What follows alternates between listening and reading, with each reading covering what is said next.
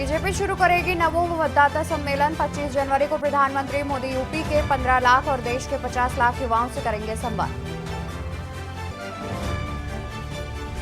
अयोध्या में भीड़ बेकाबू, लखनऊ से स्पेशल बसें बंद। योगी आदित्यनाथ पहुंचे अयोध्या, यूपी के प्रमुख सचिव गृह और डीजी लॉ एंड ऑर्डर को भी बुलाया। राम मंदिर की नई मूर्ति का नाम बालक राम रखा। प्राण प्रतिष्ठा में शामिल बोले पुजारी, प्रभु बच्चे की तरह दिखते हैं, उनकी उम्र 5 साल।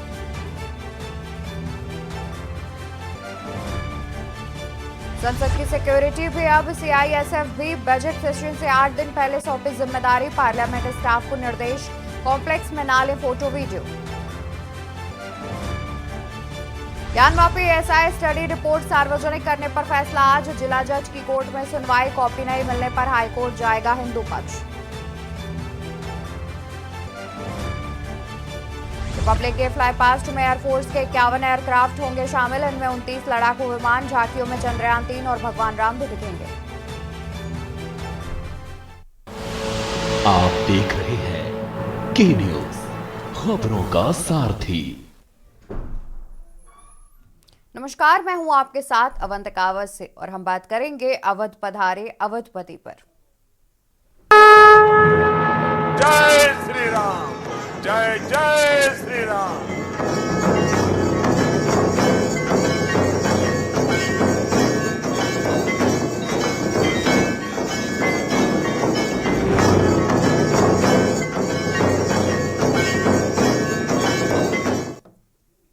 बढ़ते हैं खबरों की ओर, जहां सुबह आरती के बाद श्रद्धालुओं की उमड़ी भीड़। प्राण प्रतिष्ठा के बाद दूसरे दिन भक्तों का लगा तांता। सुबह आरती के बाद श्रद्धालुओं की उमड़ी भीड़। प्राण प्रतिष्ठा के बाद दूसरे दिन भक्तों का लगा तांता। आज भी बड़ी संख्या में दर्शन करने पहुंच रहे श्रद्धालु। पहले दिन 5 लाख श्रद्धालुओं ने रामलला के किए दर्शन। दर्शन की व्यवस्था देख खुद डीजी प्रशांत कुमार। श्रद्धालुओं के लिए चैनल भी बनाए गए।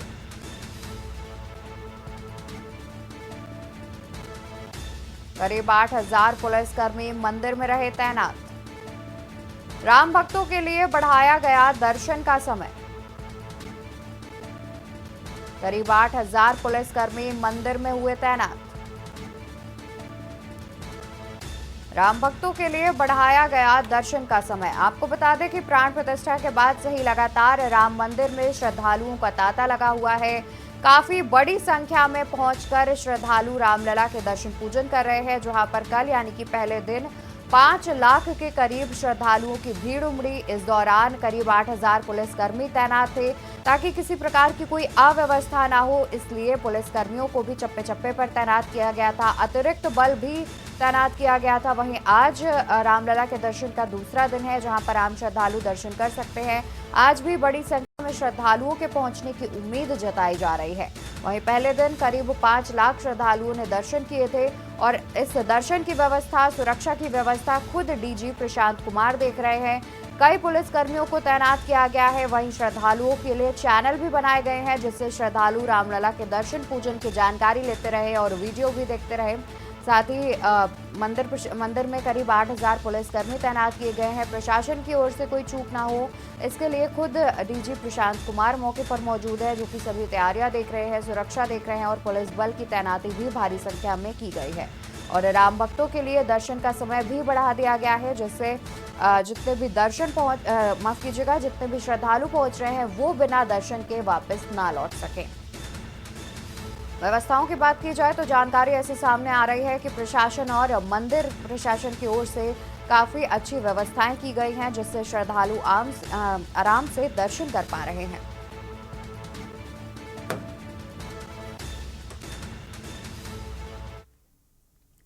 वहीं बता दें कि राम मंदिर की प्राण प्रतिष्ठा पूरी होते ही यूपी सरकार ने अब एक और प्रण लिया है। अब आप सभी सोच रहे होंगे कि वो कौन सा प्रण है। योगी सरकार ने अब महिलाओं, बच्चों और बुजुर्गों की सुरक्षा की जिम्मेदारी अपने कंधों पर ले ली है। एक प्रण पूरा होते ही सीएम योगी ने फिर से दूसरा प्रण महिलाओं की सुरक्षा का लिया है, जिसके तहत योगी सरकार ने प्रदेश भर में तकरीबन 1 लाख सीसीटीवी कैमरे लगवाने के निर्देश दिए हैं। क्या है पूरी तैयारी, देखिए ये रिपोर्ट।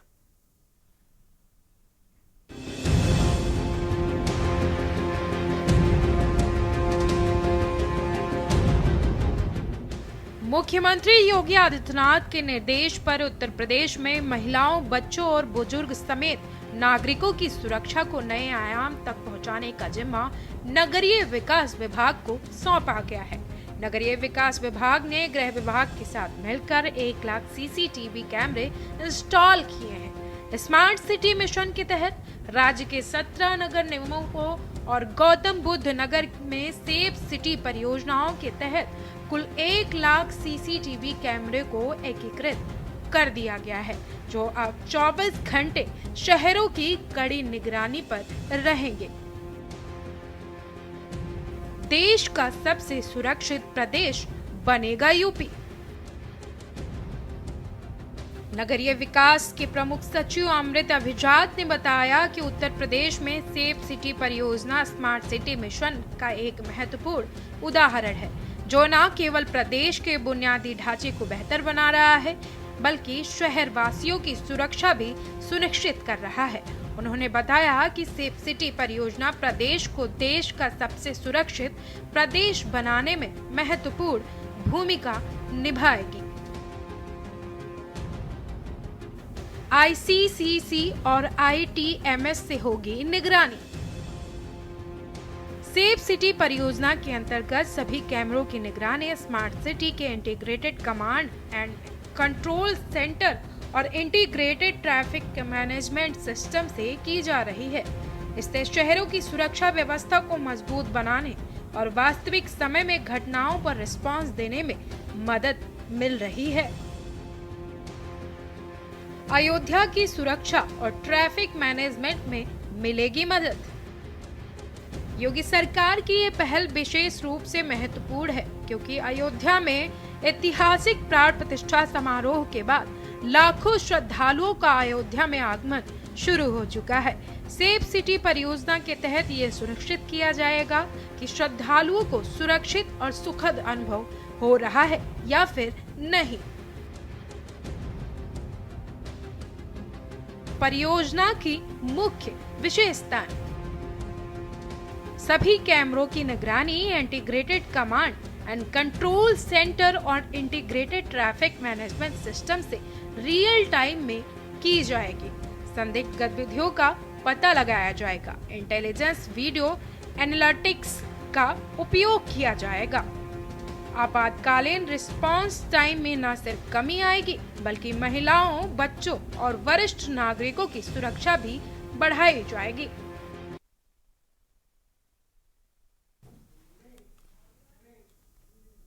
और रुकेंगे एक छोटे से ब्रेक के लिए।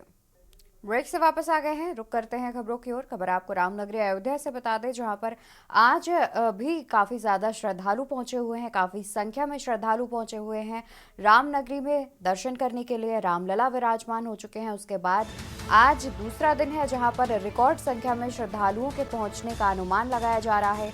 इसी खबर पर ज़्यादा जानकारी के लिए हमारे साथ अयोध्या से संवाददाता आरपी सिंह जुड़े हुए हैं। आरपी, देखा जाए तो जिस तरीके से बीते दिन करीब 5 लाख श्रद्धालु पहुंचे थे दर्शन पूजन करने के लिए रामलला का, तो वहीं आज भी अनुमान लगाया जा रहा है कि रिकॉर्ड संख्या में श्रद्धालु पहुंच सकते हैं रामलला का दर्शन पूजन करने के लिए। जी अवंतिका, पहले तो कई दर्शकों को बताना चाहेंगे कि रामनगरी अयोध्या में कल जो है लगभग 6 से 7 लाख लोगों ने रात में 10 बजे तक दर्शन पूजन किया है और ट्रस्ट ने जो है उसका जो है वो भी बढ़ा दी है। जो दर्शन का जो कार्यक्रम जो मतलब समय था उसको भी बढ़ा दिया, सुबह 7 बजे से 11:30 बजे तक और 2 बजे से रात 10 बजे तक जो है दर्शन पूजन होगा। ये कहीं ना कहीं जो राम भक्तों के लिए बहुत सहूलियत का कार्य है। जितने लोग आएंगे वो जो है दर्शन पूजन करेंगे, रात 10 बजे तक पूजन करेंगे और लाइनअप इनकी बना दी है, लाइन पे ही लोग दर्शन पूजन करेंगे। कहीं ना कहीं कल भीड़ को देखते हुए प्रशासन ने पूरा चुनौती भरा कार्य था उसको जो है कहीं ना कहीं सफल बनाने के लिए सूबे के मुखिया योगीनाथ फिर आकर के 0 ग्राउंड पे उतर करके यहाँ अधिकारियों आला अधिकारियों बैठक की है और डीआईजी से लेकर के जितने आला अधिकारी थे सब रामनगरी अयोध्या में पहुंच चुके थे। तो कहीं ना कहीं रामनगरी अयोध्या को जो है धीरे जो राम भक्तों को व्यवस्था के लिए जो कल दिक्कतें हुई है उसके सामना के लिए यहाँ पे प्रशासन व्यवस्था बनाई गई है और जितने जिले हैं सब जो है सील कर दिए गए हैं। उतने ही संख्या राम भक्तों को छोड़ी जा रही है जो यहाँ सुलभता से दर्शन पूजन कर सके। जी बिल्कुल, बिल्कुल। और जिस तरीके से कल अचानक मुख्यमंत्री योगी आदित्यनाथ पहुंच गए थे जायज़ा लेने के लिए, और उन्होंने हेलीकॉप्टर से पहले जायज़ा लिया, उसके बाद फिर उन्होंने ग्राउंड पर भी देखा किस प्रकार से व्यवस्थाएं हैं। क्या अतिरिक्त कुछ दिशा निर्देश भी दिए हैं उन्होंने अधिकारियों को? जी, आपको बताते चले सबको दिशा निर्देश दे दिए हैं। बाकी जितने जितने बसें आ रही थी उनको भी रोक दिया गया है, और जितने आला अधिकारी हैं सब जो है यहाँ पे डटे हुए हैं। जितने आज ड्यूटी खत्म हो रही थी उनकी भी ड्यूटियां बढ़ा दी गई, जो प्रशासन अमला था। तो कहीं ना कहीं राम भक्तों की जो बड़ी संख्या को देखते हुए पूरी तरीके से यहाँ जो है चार चौबंद व्यवस्थाएं कर दी है, और सूबे के मुखिया खुद अपनी मॉनिटरिंग कर रहे हैं, तो उसमें कोई कसर नहीं छोड़ना चाहते। इसीलिए कल हल्का भीड़ ज्यादा बढ़ने की वजह से वो डायरेक्ट जो है सीधे रामनगरी अयोध्या को सर्वे किया, और उनका हेलीकॉप्टर जो है अयोध्या में उतरा, और जितने आला अधिकारी थे सबको बुला करके समीक्षा बैठक की। जितने आईजी थे या पीयूष मूडिया जी भी आए हुए थे निकल चुके थे, वो भी वापस आकर के रामनगरी अयोध्या का जो दर्शन पूजन का कार्य जितना चल रहा था वहां पे जीरो ग्राउंड पे उतर के सर्वे किया, और जो जितनी चीजें थी व्यवस्था में पूरा प्रशासन यहाँ पे जुटा हुआ है। जी बिल्कुल आरपी, देखा जाए तो कहीं ना कहीं प्रशासन जो है वो चाक चौबंद व्यवस्थाएं करता हुआ दिख रहा है, और जितनी भारी संख्या में श्रद्धालु पहुंच रहे हैं तो कहीं ना कहीं उसको व्यवस्थित करना और उसको संतुलित करना खुद में एक बड़ी चुनौती है। बहुत शुक्रिया आरपी आपका ज्यादा जानकारी दर्शकों तक पहुंचाने के लिए। तो आपको बता दें कि आज रामलला के दर्शन पूजन करने का दूसरा दिन है। जी हाँ, कुछ दिन अभी बीते दिन ही 5 लाख श्रद्धालु पहुंचे हुए थे दर्शन करने के लिए, और प्राण प्रतिष्ठा के बाद लगातार श्रद्धालुओं की संख्या बढ़ती जा रही है। जहां पर ज्यादा से ज्यादा संख्या में श्रद्धालु रामनगरी अयोध्या पहुंच रहे हैं, रामलला का दर्शन पूजन कर रहे हैं, तो वहीं आज भी रिकॉर्ड संख्या में श्रद्धालुओं के पहुंचने का अनुमान लगाया जा रहा है। इसी को देखते हुए मंदिर की ओर से दर्शन का समय भी बढ़ा दिया गया है।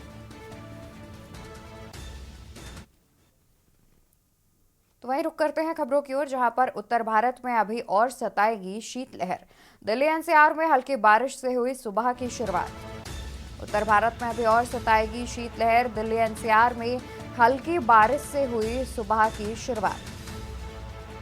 राज्यों में चल रही बर्फीली हवाओं ने बढ़ाई ठिठुरन। कोहरे के चलते कई ट्रेनों और फ्लाइट्स की रफ्तार थमी।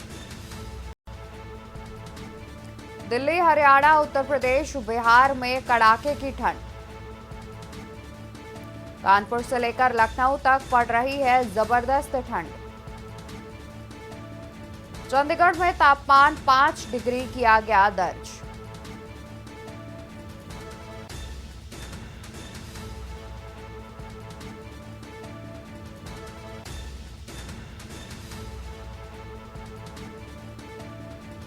बता दें कि जिस तरीके से कड़ाके की ठंड पड़ रही है, शीतलहर का अलर्ट भी मौसम विभाग लगातार जारी कर रहा है।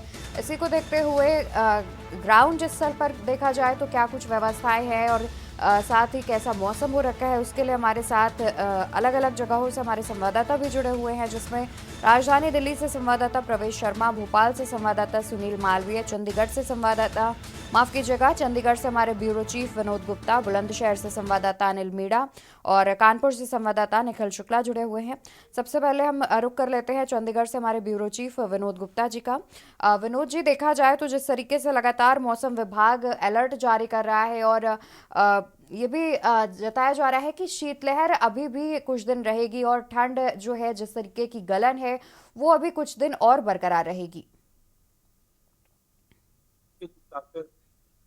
वेव चल रही है, वेव के साथ साथ विभाग ने कहा है कि 4 डे रहने वाले अगले 3 हो सकता है कि कुछ अभी जो बताते हैं कि कुछ बारिश हुई दिल्ली के बारिश हुई, तो दिल्ली के अंदर जरूर मौसम थोड़ा सा डाउन हुआ है, ठंड थोड़ी कम हुई है, पहले कोहरा कम हुआ है, परंतु ठंड जो है कोहरा हरियाणा पंजाब तक बहुत ज्यादा हो चुका है।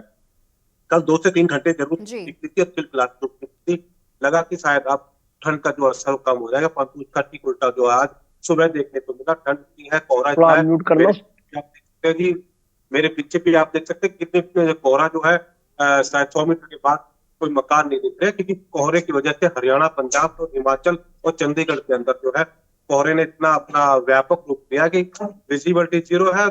ट्रेनें और कहती है वायु यान में जो है वो भी सफर का बड़ा मुश्किल हो रहा है। हवाई जहाज की यात्रा है वो डिले हो रही है, सिर्फ कोहरे की विजिबिलिटी मात्रा में। मौसम विभाग ने यह जरूर कहा कि आने वाले दिनों के बाद अगर हल्की मोटी बारिश यहाँ हरियाणा हिमाचल में होती है, तो शायद कोहरे की वजह से कोहरा कम होगा और ठंड का असर भी कम होगा। जी बिल्कुल। और जिस तरीके से देखा जा रहा है कि जब ठंड बढ़ रही है और कोहरा भी बढ़ रहा है तो लोग कहीं ना कहीं खुद से ही अलाव की व्यवस्था कर ले रहे हैं, तो क्या ये प्रशासन की अव्यवस्था दर्शा रहा है? देखिए, प्रशासन जितनी कोशिश कर रहा है उतनी कह सकते हैं कि बहुत कोशिश है। शेल्टर भी लगाए गए हैं, लोगों से आग्रह भी किया है। स्कूलों की बात करें, स्कूलों के अंदर भी जो टाइमिंग चेंज कर दी गई है। खासकर चंडीगढ़ के अंदर जो बच्चों का स्कूल है वो जहाँ सुबह 6 बजे 7 बजे लगता था, 9:30 से कर दिया है। इस ऑफिसों के लिए भी टाइम थोड़ा उसमें भी चेंजिंग किया। अगर देरी से आते तो कोई दिक्कत नहीं, कोई ठंड का माहौल है। तो कहीं ना कहीं प्रशासन सरकारी स्तर पर, प्राइवेट स्तर पर कोशिश कर रहा है, परंतु हाँ, व्यवस्थाएं बहुत कम है जो होनी चाहिए। इस हिसाब से ठंड जो बढ़ी है, और खासकर जनवरी के लास्ट दिनों के अंदर जो ठंड का जो कहर हरियाणा पंजाब में देखने को मिल रहा है, शायद वो व्यवस्थाएं सरकार की जो कमी दिखा रही है। और यही कारण है कि ठंड से ठिठुरे लोग और सब कुछ जगह तो देखने को मिला कि बीमारियां भी जो है, पेट दर्द जैसी जो ठंड की वजह से पेट दर्द की बीमारियां बढ़ने की जो है हमें सूचनाएं मिल रही है। तो इस तरह की खबरें भी है। ठीक। बिल्कुल, कहीं न कहीं प्रशासन तो अपनी ओर से इंतज़ाम कर रहा है, लेकिन देखा जाए तो कहीं न कहीं अभी भी कुछ ऐसी चीज़ें हैं जहां पर प्रशासन की खामियां दर्शा रही हैं। हमारे साथ कानपुर से संवाददाता निखिल शुक्ला भी हमारे साथ लगातार जुड़े हुए हैं। निखिल, आपका रुख करना चाहेंगे और आपसे जानेंगे कि कानपुर के अगर मौसम की बात की जाए तो किस प्रकार का मौसम देखा जा रहा है, और जिस तरीके से कोहरा बढ़ रहा है कहीं न कहीं लोगों को भी खासा परेशानियों का सामना करना पड़ रहा है। वंशिका, आपको बता दें इस समय कानपुर का तापमान 5 डिग्री हो रहा है। हालांकि कानपुर नगर में आज कोहरा नहीं है, लेकिन गलन जबरदस्त है। बावजूद इसके लोग अपनी ड्यूटी जाने के लिए, बच्चे स्कूल जाने के लिए निकल रहे हैं। अगर कानपुर नगर के स्कूलों की बात की जाए तो डीएम कानपुर नगर ने आदेश जारी किया करके स्कूलों की टाइमिंग बदल दी है, लेकिन स्कूलों को बंद नहीं किया गया है। और जिला प्रशासन की बात की जाए तो कहीं पर भी अलाव का इंतजाम नहीं किया है। लोग ठंड पे, सड़क पे रहने वाले लोग ठंड पे सोने के लिए मजबूर हैं। आग पूरा कचरा जला के वो अपने आप को ताप रहे हैं, अपने आग लेने का प्रयास कर रहे हैं, गर्म होने का, अपने बदन को गर्म रखने का प्रयास कर रहे हैं किसी माध्यम से कि उनको ठंड ना लगे। लेकिन जिला प्रशासन कहीं ना कहीं इस मामले में बिल्कुल लचर रवैया अपनाए हुए, कुछ रैन बसेरे लगा के इतश्री तो कर ली गई, लेकिन वहां के क्या हालात है उसको दोबारा जायजा लेने के लिए कोई अधिकारी नहीं पहुंचा। जी बिल्कुल, देखा जा रहा है तो कहीं ना कहीं इस तरीके की अव्यवस्थाएं लगातार कानपुर से सामने आ रही है, जहां पर प्रशासन की ओर से जो व्यवस्थाएं है वो सिर्फ खाना पूर्ति की गई है, पूरी तरीके से व्यवस्थाएं नहीं की गई हैं। और ये तो आपने बात की शहरी इलाकों की, तो साथ ही देखा जाए तो जब शहरी इलाकों की यह हाल है तो ग्रामीण इलाकों में भी कुछ ऐसे ही हाल देखने को मिल रहे होंगे। कानपुर के ग्रामीण आंचल की अगर बात की जाए तो ग्रामीण इलाके की स्थिति बद से बदतर है। सीओ के स्तर पर हो या जिला पंचायत स्तर पे कुछ मेन चौराहों पे तो आग या अलाव का इंतजाम करा दिया गया है, लेकिन बाकी स्थिति यथावत बनी हुई है। कोई भी आम आदमी की सुध लेने के लिए नहीं है।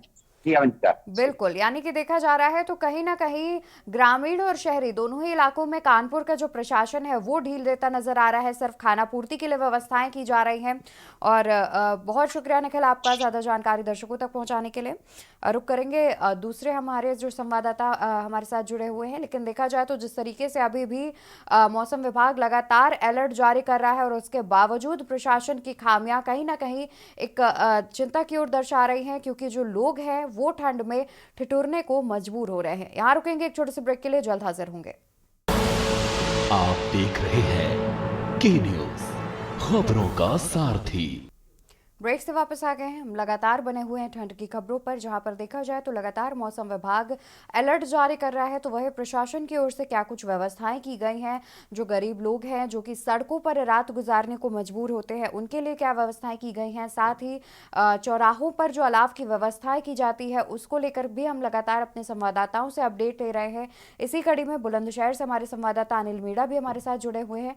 अनिल, आपका रुख करना चाहेंगे और जानेंगे कि बुलंदशहर के मौसम की बात की जाए तो कैसा मौसम देखा जा रहा है, और साथ ही व्यवस्थाओं की बात की जाए तो किस प्रकार की व्यवस्थाएं देखी जा रही हैं। जनता बुलंदशहर की अगर हम बात करते हैं, जनता बुलंदशहर में जो मौसम है बहुत ही ठंडा मौसम है, क्योंकि जनता बुलंदशहर एनसीआर का क्षेत्र है और एनसीआर में 1 जनवरी से और आज की बात करें तो आज 24 तारीख हो चुकी है, 24 दिन बीत चुके हैं, लेकिन कोहरे का प्रकोप और सर्दी का प्रकोप लगातार बढ़ता ही जा रहा है। लेकिन अगर बात की जाए प्रशासन की तो प्रशासन दावे बेशक बड़े बड़े कर रहा है, लेकिन अगर जमीनी हकीकत की बात की तो दावे पूरी तरह से फेल होते हुए साफ साफ दिखाई दे रहे हैं। ना ही किसी चौराहे पे अलाई की व्यवस्था है, नहीं किसी चौराहे पे किसी तरह के जो आने जाने वाले लोग हैं उनको किसी तरह की सर्दी से बचने की व्यवस्था की गई है। जो लोग खुद ही अपने आप अलाई का इंतजाम कर रहे हैं और सर्दी से बचने के उपाय कर रहे हैं। चाहे उत्तर प्रदेश के मुख्यमंत्री ने लाख दावे जरूर किए हैं, लेकिन उनके दावे जनता पुलिस में पूरी तरह फेल होते हुए साफ साफ दिखाई दे रहे हैं। जो अधिकारी हैं उन्होंने आंखों पर पट्टी बांध रखी है। अगर नगर पंचायत की बात करें, नगर पालिका की बात करें, तो उन्होंने जो अधिकारी है उन्होंने पूरी तरह से आंखों पर पट्टी बांध रखी है। और ग्रामीण क्षेत्रों की बात करें, क्योंकि जनपद बुलंदशहर में अधिकांश ग्रामीण क्षेत्र है और ग्रामीण क्षेत्र में लगातार जो लोग हैं वो मजदूर वर्ग के लोग हैं, किसान वर्ग के लोग हैं, तो उनके लिए काफी परेशानी का सामना करना पड़ रहा है और घर से निकलना दुश्वार हो रहा है। देखिए, अगर बात की जाए चौराहे की, जो इस चौराहे पे लगातार जबकि व्यवस्था होनी चाहिए थी, क्योंकि जो नगर पंचायत पहासू का जो ये बहुत बड़ा चौराहा है जिससे कि तमाम आने जाने वाले लोग आते हैं, अलीगढ़ चौराहे के नाम से जो मशहूर है, लेकिन इससे भी किसी तरह की व्यवस्था ना होना, लोग यहाँ अपने आप ही स्वयं व्यवस्था करके जिस तरह से साफ रहे, तो वो कहीं ना कहीं चिंता का विषय। अगर बात की जाए, देखिए यहाँ बच्चे भी जो छोटे छोटे बच्चे हैं, अगर स्कूल को जाने वाले हैं, अगर उनकी भी बात की जाए तो वो बच्चे भी कहीं ना कहीं सर्दी में, देखिए सर्दी से कहीं ना कहीं वो कांप रहे हैं। देखिए मेरे साथ एक बच्चा मौजूद है, हम इससे बेटा क्या नाम है? अच्छा मोहित, यहाँ चौराहे पे कोई जिस तरह से तुम सर्दी में काफी देर से वाहन का इंतजार कर रहे हो, यहाँ कोई आपने अलाई की व्यवस्था देखी है? अच्छा, अलाई की व्यवस्था नहीं है, सर्दी लग रही है, तो सर्दी में जिस तरह से आप सर्दी लग रही है तो कहीं ना कहीं आप किस तरह की अपील करना चाहोगे मुख्यमंत्री से कि चौराहों पर अलाई की व्यवस्था होनी चाहिए, सर्दी से बचने का उपाय होने चाहिए? बंद कर दिया।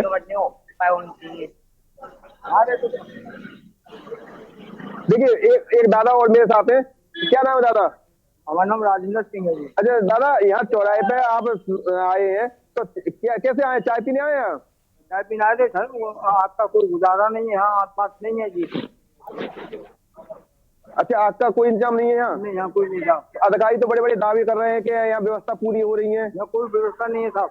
अच्छा, कोई व्यवस्था नहीं है? नहीं। अच्छा, आप लोगों को सरकार के द्वारा कोई कंबल वितरित किए गए, जैसे आप मजदूर वर्ग के लोग हैं? कुछ नहीं मिला मुझे। अच्छा, आप बताओ क्या नाम है? अच्छा, कोई आप गरीब लोग हैं, मजदूर लोग हैं, कहीं कोई कंबल की? बहुत सर्दी हो रही है, ना पे ना आपका इंतजाम, ना कंबल का इंतजाम, ना पे व्यवस्था ना हो रही। अच्छा, किसी तरह से कोई भी आपको कंबल वगैरह या सर्दी से बचने का कोई उपाय नहीं है? नहीं, कुछ नहीं है। तो फिर कैसे अपने आप को बचाते हो? स्वयं अलाव लगाते हो? नहीं पड़ेगा। अच्छा। देखिए मेरे साथ और भी स्टूडेंट मौजूद है, देखिए इनसे बात करते हैं। क्या नाम बेटा? उत्तम शर्मा। अच्छा उत्तम, आप लोग यहाँ काफी समय से खड़े हो, देखा जा रहा है कि आप लोग सर्दी में कांप भी रहे हो। यहाँ चौराहे पे किसी तरह की कोई व्यवस्था आपको देखने को मिली है? कोई व्यवस्था नहीं है। तो किस तरह से मुख्यमंत्री से अपील करना चाहोगे आप, या जनपद बुलंदशहर के जो डीएम है उनसे क्या अपील करना चाहोगे? यहाँ चौराहे पर अलाई व्यवस्था होनी चाहिए? व्यवस्था होनी चाहिए ना। देखिए अमन, अगर बात देखी जाए तो देखिए जिस तरह से जो स्टूडेंट है वो भी लगातार जिस तरह से यहाँ चौराहे पर कांप रहे हैं सर्दी में, और व्यवस्था ना होना एक चिंता का विषय है, क्योंकि जिस तरह से सर्दी का प्रकोप लगातार बढ़ता जा रहा है, घना कोहरा पड़ रहा है, और उसमें भी व्यवस्था ना करना एक चिंता का विषय। चाहे मुख्यमंत्री ने लाख दावे बेशक कहे, बजट भी उन्होंने सर्दी से बचने के लिए गरीब लोगों के लिए तमाम तरह के बजट भी उन्होंने प्रशासनिक अधिकारियों के लिए मुहैया कराए थे, लेकिन वो जो बजट है वो शायद या तो अधिकारियों ने अपनी बंदर बांट करके जेब भर लिया है।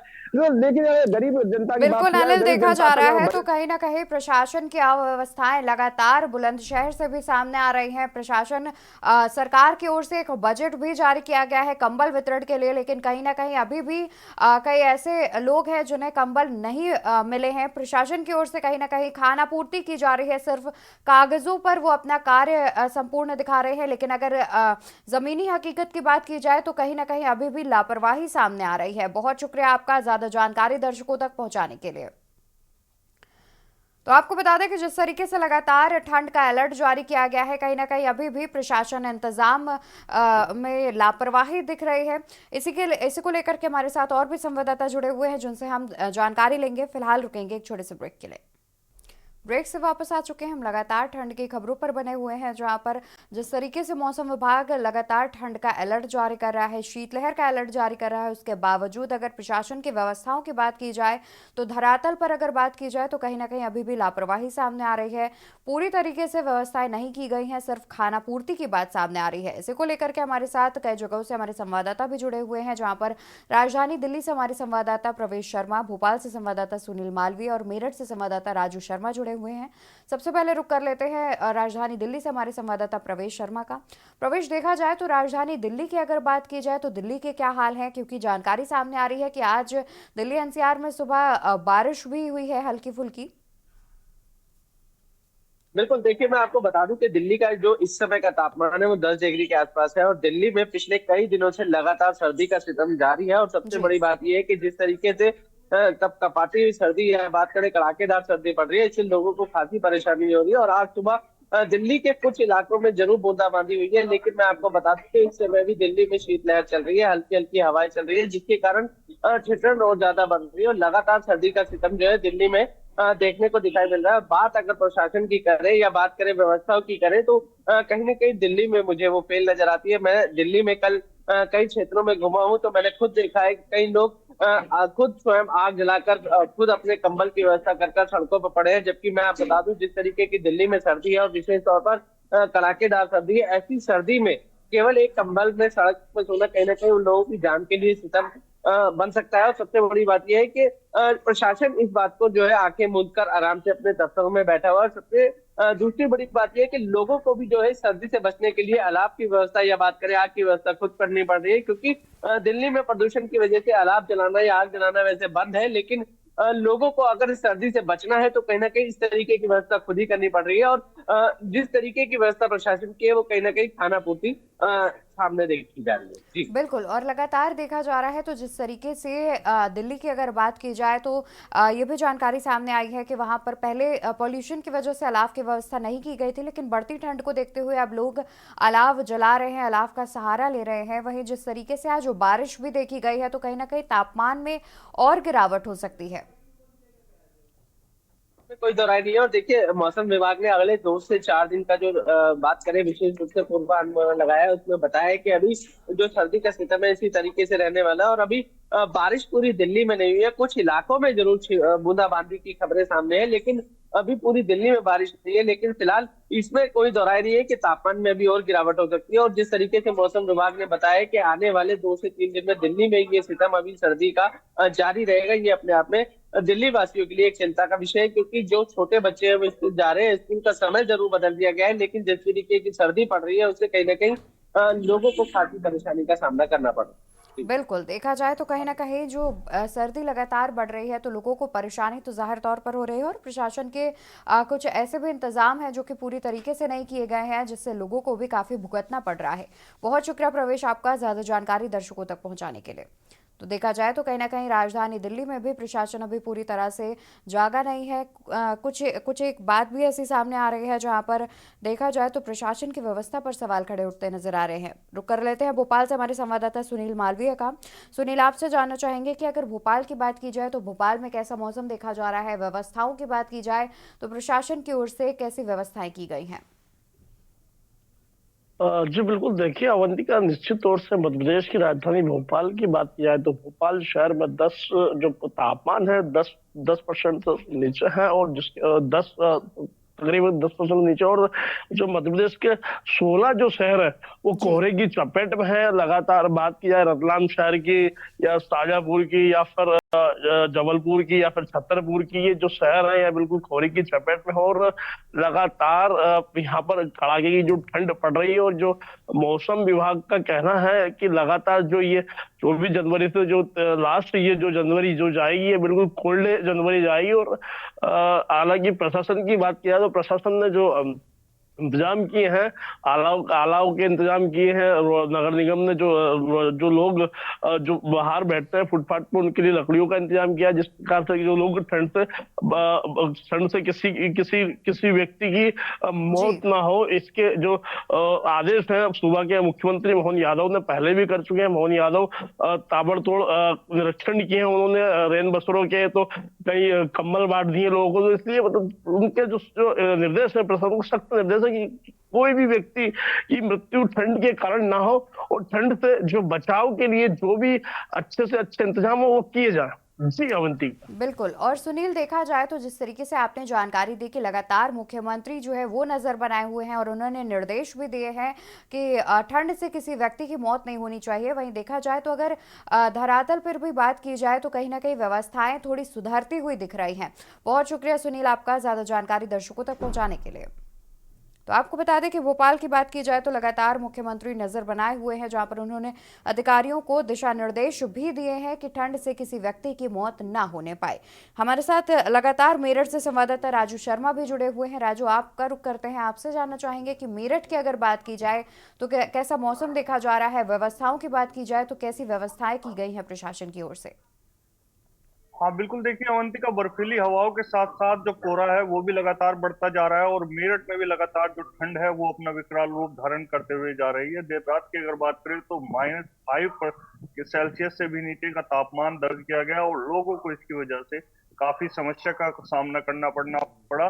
जो रोजमर्रा का काम करने वाले जो लोग हैं वो अपने घरों में बंद होने को मजबूर नजर आए और साथ ही साथ जो प्रशासन के द्वारा अलाव की व्यवस्था किए जाने के बड़े बड़े दावे थे वो भी कहीं ना कहीं फेल होते हुए नजर आए। मेरठ के मुख्य चौराहे के अलावा अगर अन्य जगह की बात करें तो कहीं भी अलाव की व्यवस्था नजर नहीं आ रही है। मेरठ के डीएम और नगर आयुक्त तो बड़े बड़े जो दावे है वो बेशक करते हुए नजर आ रहे हैं कि हर जगह अलाव की व्यवस्था है, रेन बसेरे चुस्त दुरुस्त किए गए हैं, लेकिन हकीकत ये है कि मुख्य चौराहों को छोड़कर अन्य जगह पर अलाव जो है वो उपस्थित नहीं मिले। हमने भी कई जगह जाकर जांच पड़ताल की, रियलिटी चेक किया तो मेरठ प्रशासन के जो बड़े बड़े दावे किए जा रहे थे लगातार वो फेल साबित होते हुए नजर आए हैं और कहीं ना कहीं प्रशासन के पोल जो है वो खुलती हुई नजर आई है। कहीं ना कहीं जो प्रशासन है वो फेल नजर आ रहा है, जिसकी वजह से आम जनता को काफी समस्या का सामना करना पड़ रहा है। लोग घरों में बंद होने को मजबूर है।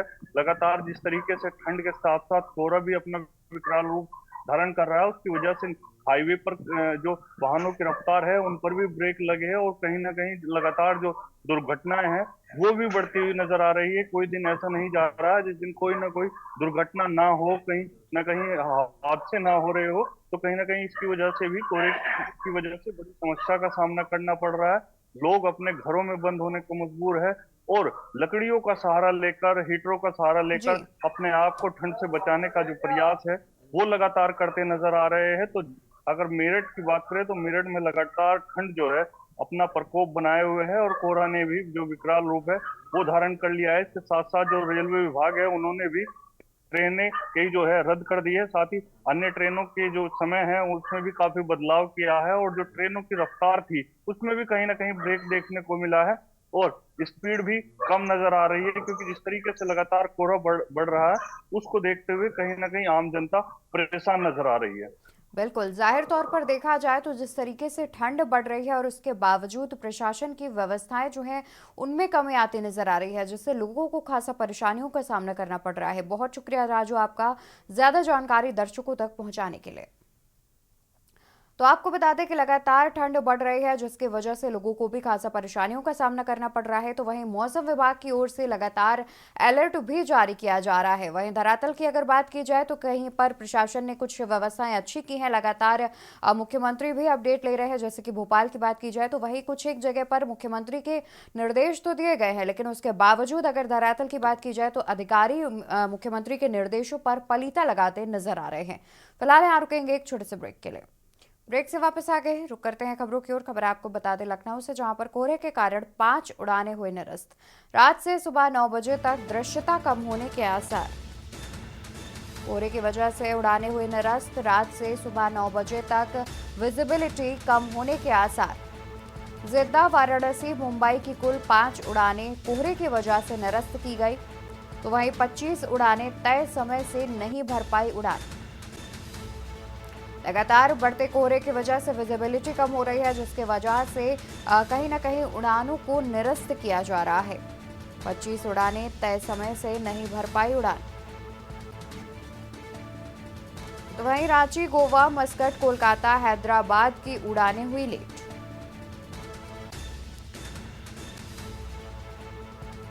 खबर बुलंदशहर से, जहां पर कोहरे की चादर में ढका एनसीआर। पूरे जनपद एनसीआर में भयंकर कोहरा। कोहरे की चादर में ढका एनसीआर। पूरे जनपद एनसीआर में भयंकर कोहरा। कोहरे के कारण वाहनों की रफ्तार पर लगे ब्रेक। विजिबिलिटी सामान से भी बेहद कम। कोहरे के कारण वाहनों की रफ्तार पर लगे ब्रेक।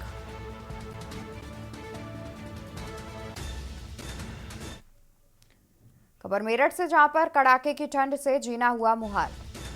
कड़ाके की ठंड से जीना हुआ मुहाल। न्यूनतम तापमान 1.5 डिग्री तक पहुंचा। भीषण ठंड से लोगों की बढ़ी मुश्किलें। मौसम विभाग ने जारी किया पाले का अलर्ट। मेरठ से खबर बता रहे हैं, जहां पर कड़ाके की ठंड से जीना हुआ मुहाल।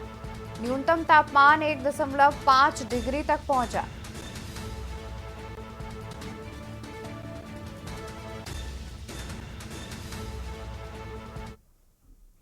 खबर राजधानी दिल्ली से, जहां पर कर्पूरी ठाकुर का 100वां जन्म जयंती समारोह।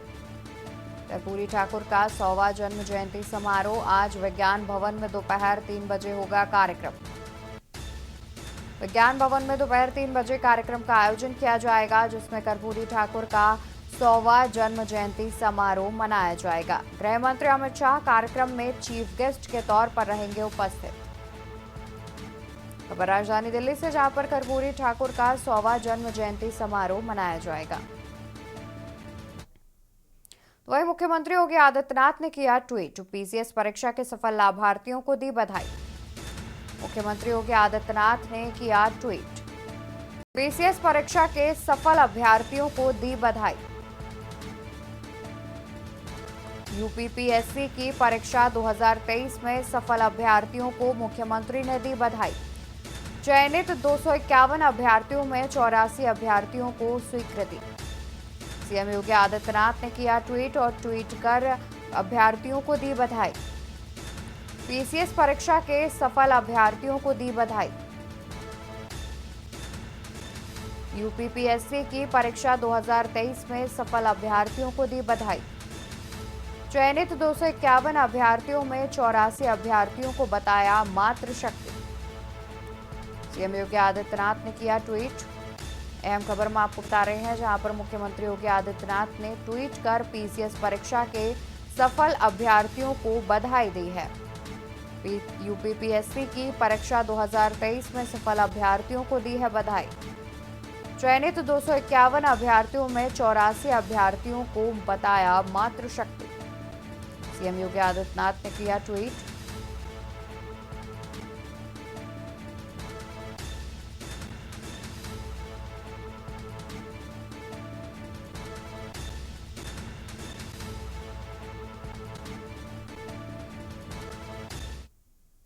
आपको बता दें कि मुख्यमंत्री योगी आदित्यनाथ के कार्यक्रम के बारे में, जहां पर उत्तर प्रदेश दिवस का शुभारंभ करेंगे मुख्यमंत्री।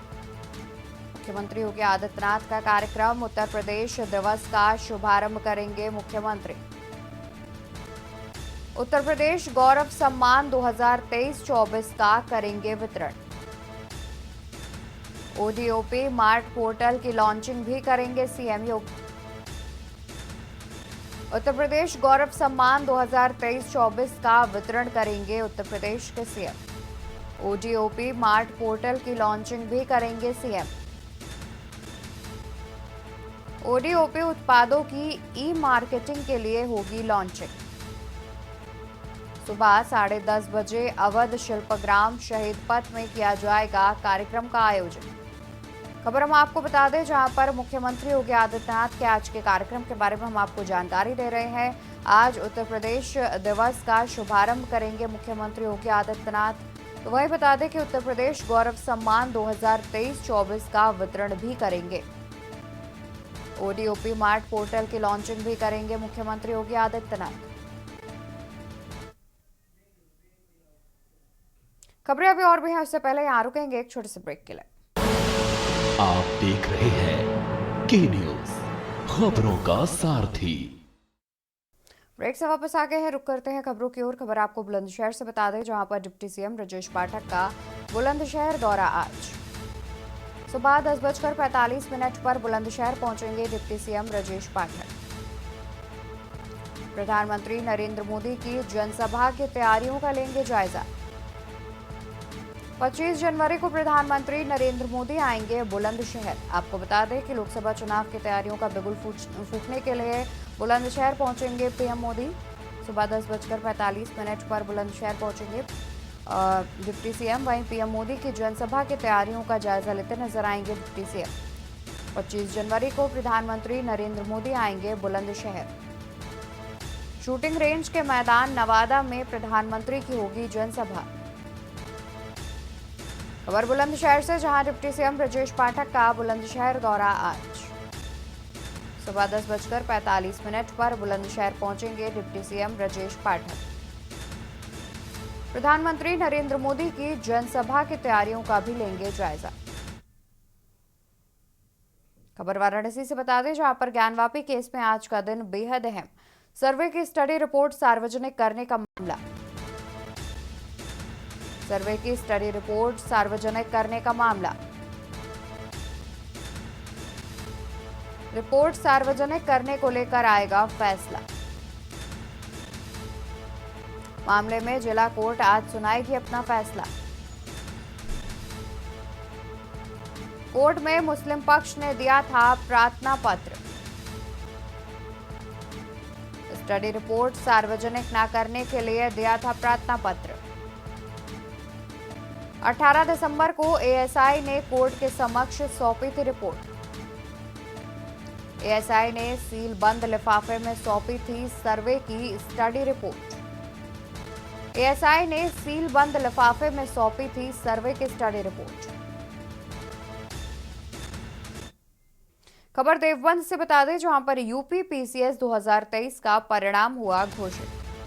यूपी पीसीएस 2023 का परिणाम किया गया घोषित। खबर हम आपको देवबंद से बता दें, जहां पर देवबंद के सिद्धार्थ गुप्ता ने पीसीएस 2023 में किया टॉप। सिद्धार्थ गुप्ता ने पीसीएस में टॉप कर नगर का नाम किया रोशन। कामयाबी पर परिवार सहित नगरवासियों में खुशी की लहर। खबर देवबंद से बता दें, जहां पर यूपी पीसीएस 2023 का परिणाम हुआ घोषित।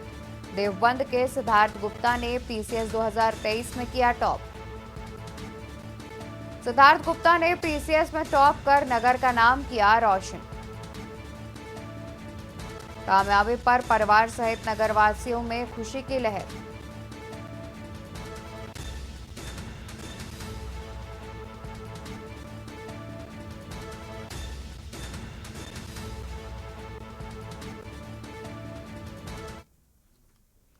तो बता दें कि यूपी पीसीएस की परीक्षा में देवबंद के सिद्धार्थ ने टॉप किया है, जिसको लेकर के खुशी की लहर देखने को मिली। साथ ही नगरवासी भी काफी खुश नजर आए, पर बधाई देने वालों का उनके घर पर तांता लग गया। आपको बता दें कि यूपी पीसीएस 2023 का रिजल्ट घोषित हुआ था, जिसके बाद सिद्धार्थ ने टॉप किया था। इसी बीच राजधानी लखनऊ से खबर सामने आ रही है, जहां पर राजधानी लखनऊ से खबर, 9वीं मंजिल से गिरकर छात्रा की मौत। घटना के समय फ्लैट में चल रही थी पार्टी। हत्या, हादसा व आत्महत्या में उलझी पुलिस। मामले के हर पहलू पर पुलिस की नजर। हत्या, हादसा व आत्महत्या में उलझी पुलिस। मामले के हर पहलू पर पुलिस की नजर। सीतापुर निवासी 24 वर्षीय श्रुति वर्मा की हुई मौत। सुशांत गोल्फ सिटी के सेलिब्रिटी मीडोज अपार्टमेंट की घटना। 9वीं मंजिल से गिरकर छात्रा की हुई मौत। खबर हम आपको राजधानी लखनऊ से बता रहे हैं, जहां पर घटना के समय फ्लैट में पार्टी चल रही थी, जिस दौरान छात्रा की 9वीं मंजिल से गिरकर मौत हो गई। हत्या, हादसा और आत्महत्या की गुत्थी में उलझी पुलिस।